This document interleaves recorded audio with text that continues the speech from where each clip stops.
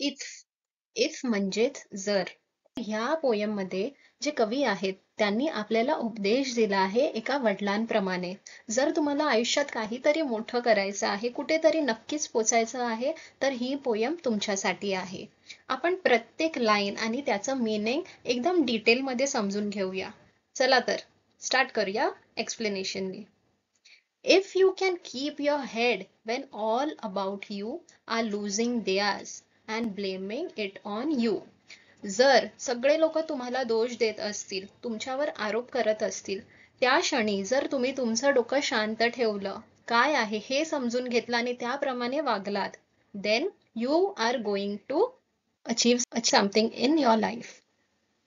If you can trust yourself when all men doubt you, but make allowance for their doubting too. जेव्हा तुमच्यावर कोणच trust करत नाही आहे, ठीक आहे, किंवा जेव्हा कोणाचाच विश्वास तुमच्यावर नाही आहे, तेव्हा तुमचा स्वतःवरती विश्वास असायला हवं. Allowance for their doubting. Make allowance म्हणजे कन्सिडर देअर ओपिनियन, किंवा हे लक्षात घ्या ते का डाऊट करता आहेत आपल्यावरती, हे सुद्धा बघणं आणि ते सुधारणं हे सुद्धा आपली जबाबदारी आहे. If you can wait and not be tired by waiting. काहीतरी प्रयत्न करतो आणि त्याचे रिझल्ट पटकन येत नाही, आपण दमतो, थकतो आणि वी लूज अ पेशन्स. पण तसं नाही करायचं. You should wait for the result. ही म्हण आहे, कर्म कर फल की चिंता मत कर. म्हणजेच आपलं काम करत राहा आणि जे आहे, जे तू काम केलं आहे त्याचा तुला फ्रूट कधी ना कधी भेटणार. Okay. being lied about, don't deal in lies. जरी तुम्हाला कोण खोटं बोलत असेल, तुम्हाला खोटं पाडत असेल, तर तुम्ही खोटं बोलू नका. Okay. or being hated, don't give way to hating. जर तुम्हाला हेट्रेड मिळत असेल, तर इन रिटर्न आपण त्या व्यक्तीला हेट्रेड न करता आपण त्याला रिस्पेक्ट, आदर आणि प्रेम द्यायचं. तो माणूस आपोआप बदलेल. And yet don't look too good nor talk too wise. आता हे सगळे गुण तुमच्यामध्ये आले, ओके, पोलाइटनेस, पेशन्स आणि हे सगळे, तेव्हा पोलाइट राहा. ओके. जास्त ओव्हर कॉन्फिडेंट नका बनवून दाखवू, आणि त्यामुळे तुम्ही थोडं शो ऑफ करताय तुमच्या नॉलेजचं असं वाटेल. Okay. You can dream and not make dreams your master. आपण स्वप्न बघायचे, पण त्या स्वप्नांमध्ये सगळं विसरून धावायचं नाही. सो यू शुड नो की आपण कुठे थांबायचं, कोणते ड्रीम्स बघायचे आणि ते कशी अचीव करायचे. Okay. You can think and not make thoughts your aim. विचार करा, ओके, बट एवढे पण विचार नका करू की ते ओव्हर थिंकिंग होऊन जाईल. तुमचा गोल काय आहे, एम काय आहे, त्याप्रमाणे विचार करा आणि लिमिटेड करा. Over thinking is also bad. If you can meet with triumph and disaster and treat those two impostors just the same. आता आपल्या लाईफमध्ये ट्रम्प अँड डिझास्टर, ट्रम्प म्हणजे चांगले दिवस सुद्धा येतात आणि डिझास्टर म्हणजे खराब दिवस सुद्धा येतात. सुख असतं, दुःख असतं, पण दोन्ही क्षण कसे बॅलन्स करायचे. Treat those two impostors just the same. दोन्ही जेव्हा क्षण येतील तेव्हा सेम राहायचं. जेव्हा सुख येतं तेव्हा जास्त ओव्हर कॉन्फिडेंट बनायचं नाही, किंवा दुसऱ्याला खालीपणा दाखवायचा नाही, कारण ते दिवस सुद्धा जातात. त्यामुळे दोन्ही पण काळात, दोन्ही पण क्षणात सेम राहा.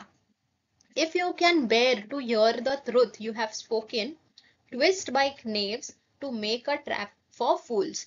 ठीक आहे. आता तुम्ही खरं बोला, ओके, आणि जे तुम्ही बोलता आहात तसंच तुम्हाला ऐकायला येणार. Twisted bye knaves. knaves म्हणजे कनिंग और डिसऑनेस्ट पीपल. जे खोटं बोलतात ते लोक कधी कधी आपला गैर उपयोग करतात, किंवा आपण जे खरं बोललो आहे ते ट्विस्ट करतात, ते त्यांच्या शब्दामध्ये मांडतात आणि आपलं ते खोटं कसं पाडतील, किंवा आपल्याला खालीपणा कसं दाखवतील, किंवा दुसऱ्याला काहीतरी मिसइंटरप्रेट करून सांगतील. तर त्यापासून सुद्धा केअरफुल राहा. और watch the things you gave your life to, broken and stoop and build M up with वोन आउट टूल्स. आता एखादी गोष्ट तुम्ही खूप मेहनतीने, खूप जिद्दीने केली आणि ती मोठी केली गोष्ट, आणि काहीतरी झालं आणि ते तुटलं. ब्रोकन म्हणजेच ते तुमचं स्वप्न होतं, ते तुमचे ड्रीम्स होते, अँड इट शॅटर्ड. तर घाबरू नका, खाली वाका, ते सगळं जमा करा. आणि वोन आउट टूल्स म्हणजेच जे तुम्ही खूप मेहनत केली आहे, तुमची एनर्जी गेली आहे, तुमचे खूप अवजार गेले आहेत त्याच्यामध्ये, तर परत वाका, ते उचला आणि परत कामाला लागा, हरू नका. हे या लाईनचा मीनिंग आहे. If you can talk with crowds and keep your virtue or walk with a king nor lose the common touch. म्हणजेच आपल्या समाजात वरचे लोक पण आहेत आणि खालचे जे आपल्यापेक्षा वरचे आहेत, ते वयामध्ये असू शकतात, श्रीमंतीमध्ये असू शकतात, नॉलेजमध्ये असू शकतात. ठीक आहे. जे आपल्यापेक्षा कमी आहे किंवा आपल्यापेक्षा जे वरती आहे त्या लोकांबरोबर तुमची वर्च्यू, तुमचे मॉरल सेम ठेवा. असं नाही की कोण गरीब असेल तर त्याला हाडतूड केलं किंवा त्याला खालीपणा दाखवलं. No, you should be same with both. If neither foes nor loving friends can hurt you. ठीक आहे. तर ह्याच्यात असं दिलं आहे की कोणासाठी तरी करा, पण एवढं सुद्धा नको करू की आपल्या मैत्रीबद्दल आपल्याला काहीतरी हर्ट करतील ते लोक, आपला उपयोग करून घेतील. If all men count with you but none too much. हा सेंटेन्सचा मिनिंग आहे की करा दुसऱ्यांसाठी, पण एवढं पण नका करू की ते अति होऊन जाईल. ओके. काउंट विथ यू म्हणजे be equally important to you. आता सगळ्यांनाच आपण इम्पॉर्टन्स नाही देऊ शकत, तर आपल्याला आयडेंटिफाय करायला पाहिजे की कोणाला किती, कोणासाठी किती करायला हवं. Okay. If you can fill the unforgiving minute with 60 seconds worth of distance run. आता अनफॉरगिव्हिंग मिनिट, ओके, आणि 60 सेकंड्स, एका मिनिटमध्ये 60 सेकंड्स असतात, आणि अनफॉरगिव्हिंग मिनिट म्हणजे टाइम कधीच कोणासाठी थांबत नाही, त्यामुळे त्याला अनफॉरगिव्हिंग मिळाल असं म्हटलं आहे, त्याला अनफॉरगिव्हिंग असं म्हटलं आहे. ठीक आहे. वर्थ ऑफ डिस्टन्स रन म्हणजे प्रत्येक क्षणाचा उपयोग करा. Don't waste your time. Yours is the earth and everything that's in it, and which is more, you'll be a man, my son.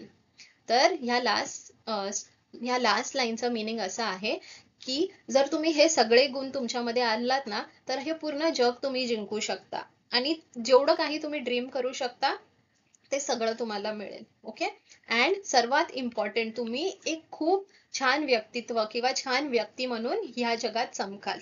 तर तुम्हाला ही पोयम कशी वाटली नक्की कमेंट करून सांगा. थँक्यू. बाय.